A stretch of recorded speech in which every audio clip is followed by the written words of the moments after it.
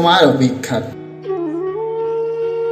সৰাই যোৱাৰ দৰে সেইদিনো পাৰ হৈ গৈছিলা সন্ধিয়া দাদননিতে মই ৰৈ আছিলোঁ।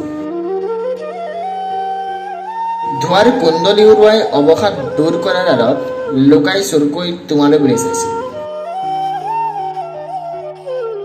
নীলা চুইজাৰটো তোমাক বৰ ধুনীয়া লাগিছিল। সৰুকৈ কলা ফটোৱে বৰ শুৱাইছিল। ভাগৰৰ চিন থকা মুখখনেৰে কেৱল সন্মুখলৈ চাই। ৰিণিকী পোহৰ আহি তোমাৰ গালত পৰিছিল। পলকতে চেঁচা মৃদু বতাহ এজাকে মোক জোকাৰি গৈছিল। তেতিয়া মই তোমাৰ ৰূপ লাৱণ্যত মগ্ন হৈ আছিলোঁ।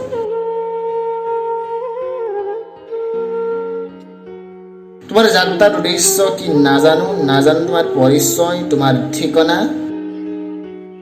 6 বজাৰ লগে লগে কিয় নাজানো মোক লৈ যায় সেই ঠাইটুকুৰালৈ। লক্ষ্য কেৱল তুমি ঘূৰি নোচোৱা বুলি জানিও অধীৰ আগ্ৰহেৰে ৰওঁ। বাঢ়ি আহে মোৰ বুকুৰ থপথপনি। হয়তো এয়া ভাল পোৱা, এই ভাল পোৱাৰ মাদকতা সুকীয়া। তাতে সৃষ্টি হোৱা বহু কাহিনীৰ অন্তহীন কাহিনীটো কোনেও বুজি নাপাব, কেৱল লৈ যাব হৃদয়ৰ ৰেকনত।